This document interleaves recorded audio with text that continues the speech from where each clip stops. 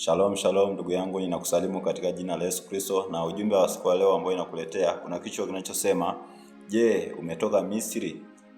Hili ni somo ambalo linakuja kama swali. Nasema je, umetoka Misri? Umetoka Misri. Kwa hiyo hili ni swali ambalo tutaenda pia kujifunza ili tuweze kupata kupanua fahamu zetu na kujua kila ambacho Mungu anakusudia tuweze kujua na kufahamu. Kwa hiyo unasema je, umetoka Misri? Ujumbe unasema je, umetoka Misri? Hili ni swali. Umetoka Misri? Hili ni swali ambalo mimi na wewe tuna wajibu wa kutafakari na kujua. Ni kweli kwamba tumetoka Misri? Sasa kutoka Misri ni kutoka Misri kwa namna gani? Bila shaka tunajua kwamba hii safari yetu, safari ya Ukristo, inafananishwa na ile safari ya wana wa Israeli, ambapo hapo kwanza wana wa Israeli walikuwa katika ile nchi ya Misri. Walikuwa wanatumikishwa katika ile nchi, wakatumika miaka zaidi ya 400 katika ile nchi ya Misri. Lakini tunakuja kuona baadaye Bwana alikuja kuwatoa kwa mkono hodari kupitia mtumishi wake Musa, wakawatoa huko Misri kwa mkono hodari. Na wakapitishwa katika ile bahari ya Shamu. Sasa wana wa Israeli walipopitishwa katika ile bahari ya Shamu, wakaingizwa jangwani. Na ilikuwa sio kwamba hakuna njia ya kuwapitisha kuwapeleka katika ile njia yao ya Kanaani ambayo walikuwa wanaenda. Ilikuwepo kuna njia tu ambao wangepita tu, njia shortcut wangeweza kufika mapema, lakini ilikuwa ni kusudi la Mungu kuwapitisha kule jangwani, ili kuja kuwafundisha wapate kuelewa na kumjua Mungu wa kweli, kwa sababu hapo kwanza walikuwa mjui Mungu wa kweli. Wamekaa katika Misri, wakajua miungu ya Kimisri. Walikuwa wanasikiaga tu kwamba kuna Mungu wa Ibrahimu, lakini sasa Mungu akaja kuwafundisha pale Misri, pale jangwani awafundishe, na tunaona kwamba akawapa sheria na amri na kanuni. Kwa hiyo Mungu akawa anajitambulisha pale kwamba yeye ni nani. Utaona hapo kwanza baada tu ya Musa kwenda kuwatoa wana wa Israeli, Mungu akajitambulisha kwa jina la Yehova kwa Musa. Tunaanza sasa kuona kwamba wana Israeli wanaanza kumjua Mungu kwa kama Yehova. Na sasa hapo hiyo safari tunaona kwamba wakati ambapo wana Israeli walivyoingia jangwani, mbele tu kidogo tunaona kwamba baadaye wana Israeli wakaanza kutana na changamoto kadha wa kadha. Walikutana na changamoto kadha wa kadha. Changamoto kama hizo zilikuja kuwafanya watamani kurudi Misri. Watamani kurudi Misri kwa sababu walikutana na mazingira magumu. Pengine walikutana na mazingira ambayo hawakutarajia. Walikutana na mazingira magumu, lakini wakaanza kutamani kurudi kule Misri. Maana yake wakaanza kutamani yale maisha ambayo yalikuwa kule Misri, yale maisha ambayo walikuwa nayo wakiwa Misri. Kwa hiyo pengine pale Misri walikuwa wana maisha mazuri, lakini sasa wapo jangwani na wanatamani sasa kurudi Misri kulingana na hizo changamoto ambazo wamekutana nazo. Kwa hiyo neno la Mungu nasema kitabu cha Hesabu sura ya 14, kitabu cha Hesabu sura ya 14 na ule mstari wa 3 ambao Biblia anasema nianzie mstari wa 3. Anasema hawa ni wana wa Israeli. Anasema mbona Bwana anatuleta mpaka nchi hii ili tuanguke kwa upanga?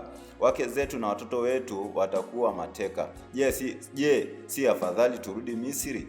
Hawanauliza, wanasema je, si afadhali turudi Misri? Je, afadhali turudi Misri? Sasa mstari wa 4 anasema wakaambiana na tumweke mtu mmoja awe akida tukarudi Misri. Labda turuke tena mpaka ule mstari wa 10 ile sura ya 11. Turudi nyuma kidogo, sura ya 11 mstari wa 4. Sura ya 11 mstari wa 4. Hawa ni wana wa Israeli. Mstari wa 4 anasema kisha mkutano wa wafuasi waliokuwa kati yao, kati ya wana wa Israeli. Maana yake hawa wana wa Israeli pia hawakuwa wenyewe, kulikuwa na watu ambao walikuwa wamechangamana nao. Kwa hiyo huo mkutano anasema kisha mkutano wa wafuasi waliokuwa kati yao wakashikwa na tamaa, wana wa Israeli nao wakalia tena, wakasema ni nani atakayetupa nyama tule? Tuwakumbuka samaki tuliokula huko Misri bure, na yale matango na matikiti na mboga na vitunguu saumu. Lakini sasa roho zetu zimekauka, hapana kitu chochote, hatuna kitu cha kutamani isipokuwa hii mana tu. Na hiyo maana ilikuwa labda tushia hapo. Kwa hawa wana Israeli wanakumbuka sasa, wanaanza sasa kutamani maisha mazuri ambayo walikuwa nao kule Misri. maisha mazuri ambao walikuwa nao Misri. Kwa hiyo sasa kwa kutamani kwao wakajikuta wanarudi Misri. Wakajikuta wakarudi kwa mioyo yao. Kwa hiyo wakajikuta wanarudi kwa mioyo yao. Wapo jangwani lakini mioyo yao ipo Misri. Tunasoma tena neno la Mungu katika kitabu cha Matendo sura ya 7 ili tuone sasa hawa watu ni kwa namna gani hawa watu kwa kutamani kwao wakajikuta wanarejea Misri. Na ndicho kitu ambacho kinafanyika katika nyakati hizi. Unajua kwamba mambo yaliyotendeka kule ni ufunuo wa mambo yanayoendelea sasa hivi. Naona ni ufunuo. Safari ya Israeli ni safari ya Ukristo ambao sasa hivi tupo sasa hivi katika safari ya jangwani. Na katika siku hizi Wakristo wengi wanatamani warudi Misri. Sasa Misri ni wapi? Kitabu cha Ufunuo anazungumzia kwamba hii dunia huu ulimwengu unafananishwa na Misri. Labda nikusomee kwanza hilo andiko la Ufunuo. Twende kwanza katika kitabu cha Ufunuo sura 11. Ufunuo sura 11, nikusomee sura 11 na ule mstari wa ngapi? Ule mstari wa 8. Huu ulimwengu unafananishwa na Misri, lakini pia unafananishwa na Sodoma. Unaona? Kitabu cha Ufunuo sura 11 na ule mstari wa 8, ambao anasema neno la Mungu anasema kwamba na mizoga yao itakuwa katika njia ya mji ule mkuu. Anasema na mizoga yao itakuwa katika njia ya mji ule mkuu uitwao kwa jinsi ya roho Sodoma na Misri, tena ni hapo Bwana wao waliposulubiwa. Unaona, hao ni watu wale. Ukisoma kwamba ukianzia kusoma mstari wa kwanza utaona kwamba ni wale mashahidi wawili ambao walikuja baadaye kwenda kuhubiri injili kule Israeli baada ya unyakuo wa kanisa. Sasa hapa anasema baadaye wale walikuja anasema kwamba watakuja kuuliwa, wale mashahidi wawili watakuja kuuliwa. Lakini anasema mizoga yao itakuwa katika njia ya mji ule mkuu uitwao kwa jinsi ya roho Sodoma na Misri, tena ni hapo Bwana wao aliposulubiwa. Unaona, maana yake ni kule Israeli. Unaona, kwa hiyo ulimwengu unafananishwa kwa roho, unaona, kama vile Sodoma, unaona, na Misri kwa jinsi ya roho, unaona, kwa jinsi ya roho. Na sasa hapa anasema ujumbe unasema, je, umetoka Misri? Maana yake nikisema umetoka Misri, umetoka ulimwenguni. Sasa hapa wana Israeli walitoka Misri, lakini hapa jangwani wakajikuta wanarejea tena Misri. Kwa kutamani kwao wakajikuta wanarudi Misri. Kitabu cha Matendo ya Mitume sura 7. Kitabu cha Matendo ya Mitume sura 7 mstari wa 39. Neno la Mungu anasema mtu huyo baba zetu hawakutaka kumtii, bali wakamsukumia mbali, na kwa mioyo yao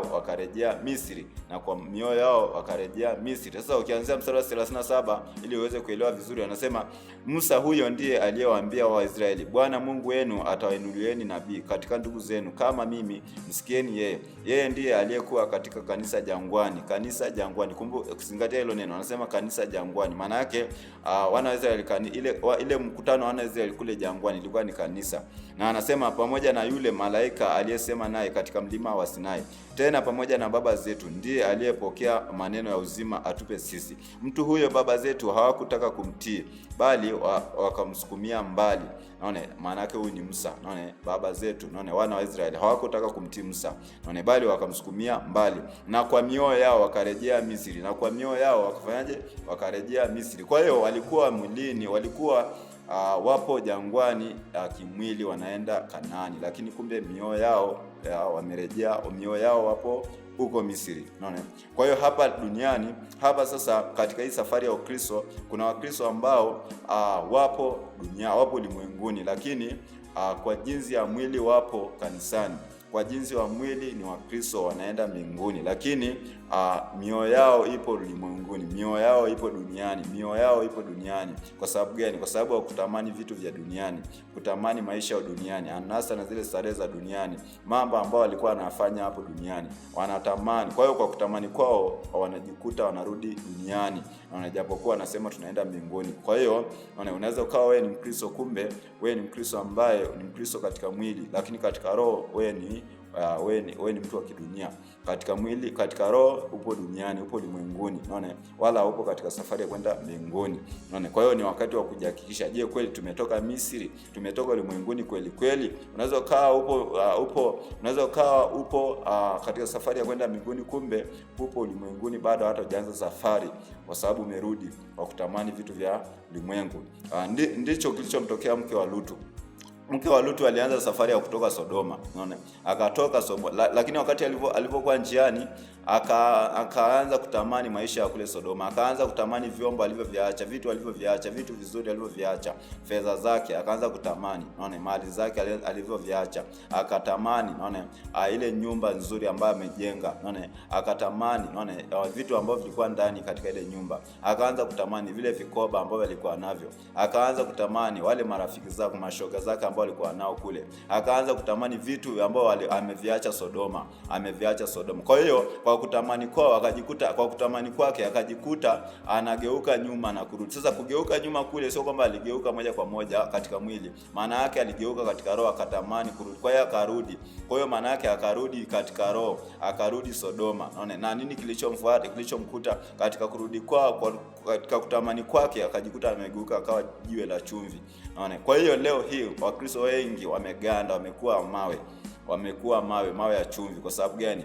Kwa sababu ya kurudi kwao ulimwenguni. Wameanza safari vizuri, wameokolewa na Bwana, naona, lakini sasa wakaanza kutamani maisha ulimwengu. Kwa hiyo wakarudi, na katika kurudi kwao wakageuka kuwa mawe, naona, kuwa mawe ya chumvi, naona. Kwa hiyo angalia, naona, umetoka Misri kweli? Kama bado hujaanza safari ya kutoka Misri, au huenda ulitoka ukarudi, naona, huu ni wakati wa kuanza upya na kuendelea mbele. Naona, anza leo kuendelea mbele. Anza kumtafuta Yesu kuanzia sasa. Anza kutafuta safari ya kwenda mbinguni. Anza kuachana na ulimwengu, anza kuachana na vitu vya kidunia, kwa sababu huko katika vitu hivyo, fahamu ya kwamba ghadhabu ya Mungu inashuka katika haya yote. Naona, huko Sodoma hakuna usalama wote, japokuwa kuna mali, kuna vitu ambavyo vinapendeza, lakini hakuna hata chochote ambacho kilisalia Sodoma mpaka leo. Kimekuwa ni jangwa kule, naona, japokuwa walikuwa na mali nyingi, ilikuwa ni sehemu nzuri ambayo inavutia, lakini vyote vilikuja kuharibiwa,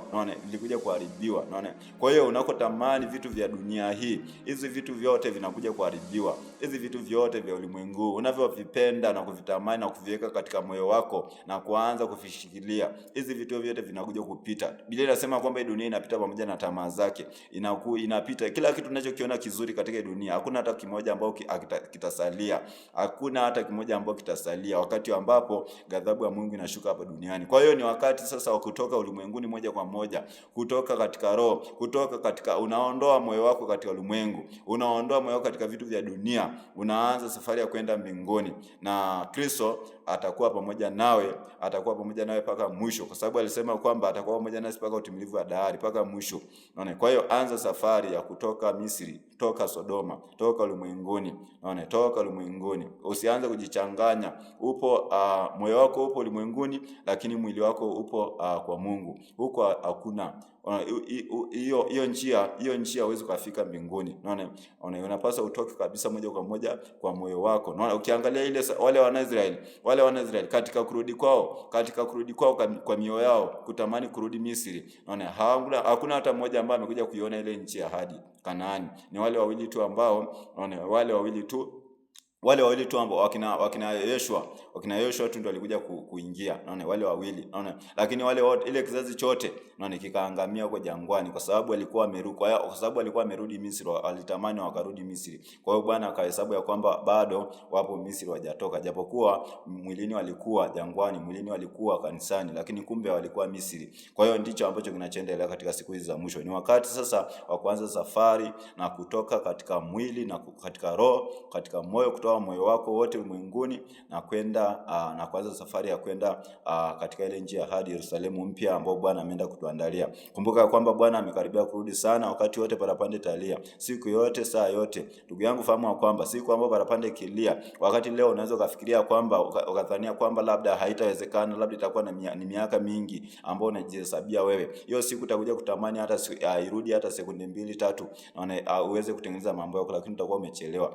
Huu ni wakati wa kuhakikisha kwamba tupo tayari kwa ajili ya kumlaki Bwana Yesu, kwa sababu Bwana Yesu amekaribia kurudi sana. Amekaribia kurudi sana. Huu si wakati wa kuendelea kurudi ulimwenguni na kuipenda dunia. Ni wakati wa kukana nafsi na kuachana mambo ya ulimwengu na kuanza safari ya kwenda mbinguni. Katika jina la Yesu, neema ya Mungu ikusaidie. Shalom.